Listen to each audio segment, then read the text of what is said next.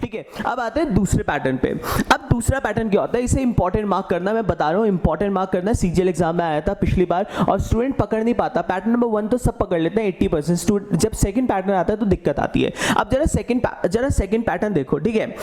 Second pattern लिखा हुआ है जेलस। पहले वीडियो को पॉज करना, अपना दिमाग लगाना, 1 मिनट का दिमाग लगा लो, उसके बाद देखना जेलस और उसको लिखा हुआ है BFKKTVP। ठीक है, वीडियो को पॉज कर लो, अपना दिमाग लगा लो जितना लगा सकते हो, उसके बाद मेरे साथ करना। ठीक है, चलो भाई, आपने वीडियो को पॉज किया होगा, नहीं किया तो इट्स ओके, आप देख लीजिए। पहला पैटर्न था स्ट्रेट लाइन, ध्यान रहेगा। दूसरा पैटर्न होता है सेमी डायगोनल। फिर बोल रहा हूं, क्या होता है? Semi diagonal.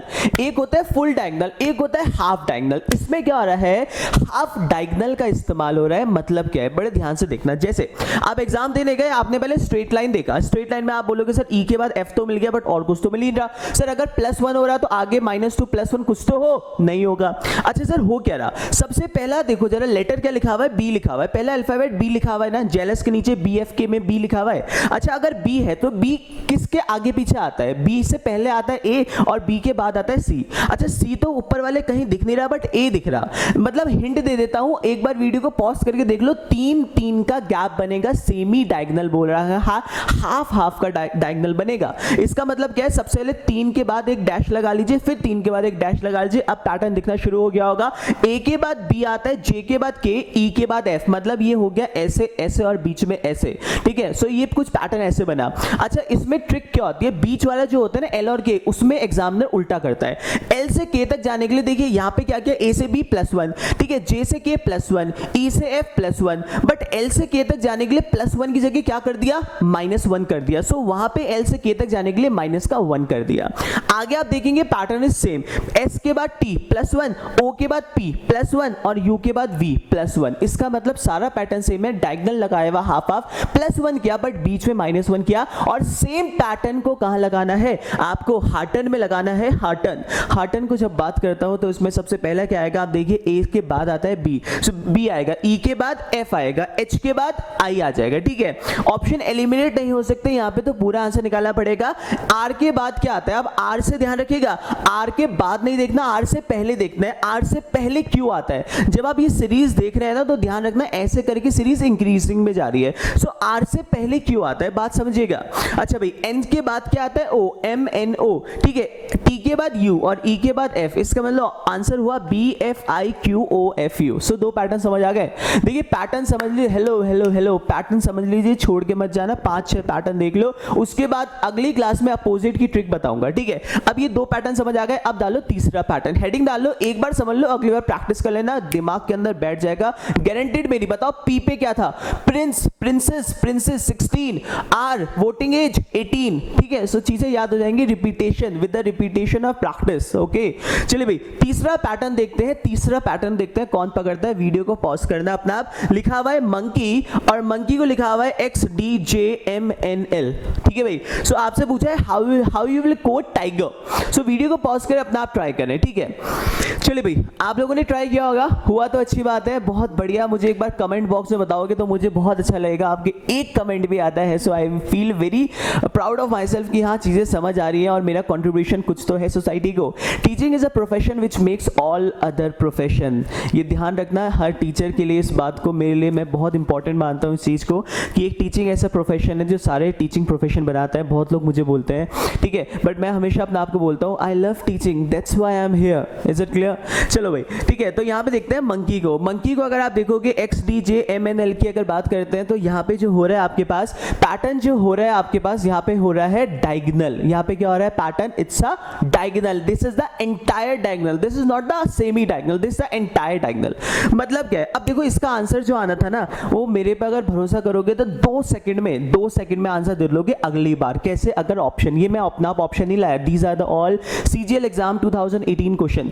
2017 क्वेश्चन सारे के सारे प्रीवियस ईयर सेट करवा रहा हूँ आप लोगों को, ट्रस्ट मी क्लास। और अगर आप देखोगे आंसर 2 सेकंड के अंदर मिलेगा आपको। और आपने जो मिस्टेक की है वो क्या मिस्टेक की है, जरा बड़े ध्यान से देखना।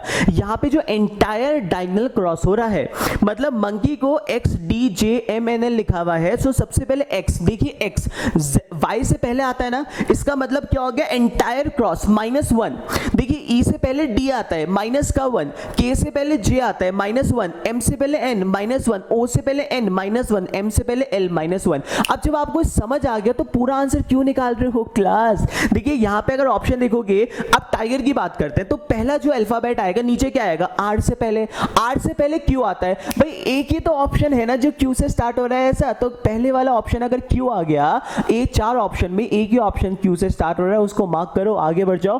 पूरा आंसर निकालने के लिए आवश्यकता नहीं है, अगर आप पूरा आंसर निकालोगे भी तो आपका बनेगा QDFHS। ठीक है, आपने निकाला भी होगा बहुत लोगों ने, सो इस बात को आपको ध्यान रखना है हमेशा। ठीक है भाई, तो 3 पैटर्न आपको क्लियर हो गए, 3 टाइप आ गए होंगे क्लियर। अब चलते हैं फटाफट अपने 4th टाइप के साथ। सो आता है 4th टाइप। ठीक है, बहुत आसान टाइप है, बहुत आसान टाइप है ये, बट मेरी बात ध्यान रखना, एग्जाम में जब आता है ना सो उस समय यू हैव टू मैनेज। ठीक है, फटाफट ऐसा ना हो कि हम जल्दबाजी में रॉन्ग करते हैं। ठीक है, अब देखिए 4th वाला टाइप लिखा हुआ है BEAN, बीन को लिखा हुआ है ABNE, फिर आगे लिखा हुआ है SALE और SALE को लिखा हुआ है LSEA। और हमसे पूछा है how is news be written. अब देखो बड़े ध्यान से देखना, यहाँ पे लिखा हुआ है BEAN और बीन को लिखा हुआ है ABNE। अब यहाँ पे स्टूडेंट क्या करते हैं, जब ये एग्जाम में आता है तो स्टूडेंट सोचता रहता है सर स्ट्रेट हो रहा, सर क्रॉस हो रहा, सर डायगोनल हो रहा, बट एग्जामिनर गेम खेल जाता है। गेम क्या खेलता है, ध्यान से मेरी बात सुनना। अगर सारे के सारे अल्फाबेट्स नीचे वाले अल्फाबेट्स में रिपीट हो रहे हैं, अगर ऊपर वाले और नीचे वाले सारे अल्फाबेट्स रिपीट हो रहे हैं, इसका मतलब उसने उसी की टोपी पहना दी, मतलब घुमा फिरा के उसी को लिख दिया। उसी की टोपी उसके सर, मतलब घुमा फिरा के उसी में लिख दिया। सो ABNE को ABEN को ABNE कैसे लिखा, उसी की टोपी उसी के सिर पे। मतलब क्या हुआ, पहला A कहां से आया, 3rd वाले से, सेकंड B कहां से आया, 1st वाले से, थर्ड N कहां से आया, लास्ट वाले से, E कहां से आया, 2nd वाले से। इन द सेम वे सेल में भी उसने ऐसे लगाया होगा। जब भी एग्जामिनर कुछ ऐसा बनाता है ना तो 2 एग्जांपल देता है और तीसरा आपसे बोलता है। सो तीसरा मैं डायरेक्ट बताता हूं, न्यूज का आंसर होगा पहला वाला वो आएगा जो 3rd पे आया, मतलब W, सेकंड आएगा N, फिर आएगा S, फिर आएगा E। सो आंसर बनेगा WNSE। होपफुली आपका आंसर इनमें से सही आया होगा। ठीक है, so we are done with the 3 patterns now. I think 4 pattern हो गए। अब आते हैं हमारा 5वां पैटर्न। Okay, 5th pattern. अब बड़े ध्यान से देखना, ये CGL एग्जाम में आया था लास्ट ईयर। अब स्टूडेंट बोल रहा सर ये कैसे हो गया, मतलब अभी तक हमने ये देखा 3 पे 3 4 पे 4, ये मिसलेनियस कैसे आ गया। मैं आपको बताता हूँ, वीडियो को पॉज करना, हिट एंड ट्रायल करो अपने आप से, फिर मैं बताऊंगा।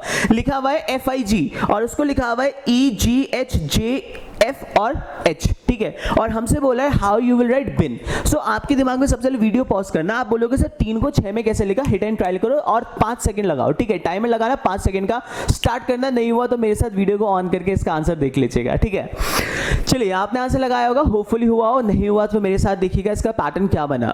देखिए यहाँ पे 3 को 6 में लिखा, जो उसने कोई ऐसा कोई कुछ नहीं लगाया होगा। अपने पे भरोसा तो रखो, जिंदगी में सबसे इंपॉर्टेंट बात होता है ट्रस्ट योरसेल्फ। करना है सर, करना है। अगर IPPS निकालना है तो निकालना है, EPFO निकालना है। ठीक है, सो आपको अगर मन में आपने ठान लिया सर मुझे पेपर निकालना है, मुझे कैट निकालना है, CGL निकालना है, मुझे MBA करना है, अच्छी जगह से करना है, सो आप करोगे। बट अपने आप को अगर नेगेटिव देखते रहोगे ना, सिचुएशन सर मैं तो बहुत वीक हूँ, मुझसे नहीं होगा, सर ये होगा, सो अपने आप को प्लीज उस जोन से बाहर निकालो। अभी टाइम है, मेहनत करो और जिंदगी में कुछ सफल हो जाओ। ठीक है, अब आते हैं हमारे पास FIG को EGHJFH कैसे लिखा। यहाँ पे क्या किया, कुछ नहीं किया, बहुत सिंपल, एक उससे पहले एक उसके बाद। मतलब E से पहले आता है आपके पास, अगर आप देखेंगे F तो F से पहले आता है E और F के बाद आता है आपके पास G। इसका मतलब एक पहले एक बाद। I की अगर बात करता हूं तो I से पहले आता है H और I के बाद आता है J। G की अगर बात करता हूं, G से पहले आता है F और G के बाद आता है H। इसका मतलब एक पहले लिखा लेटर के, एक बाद लिखा, 3 के 6 बन गए, दैट इज आंसर। इसका मतलब BIN का आंसर क्या होगा, B से पहले आता है A, B के बाद आता है C, तो AC हो गया।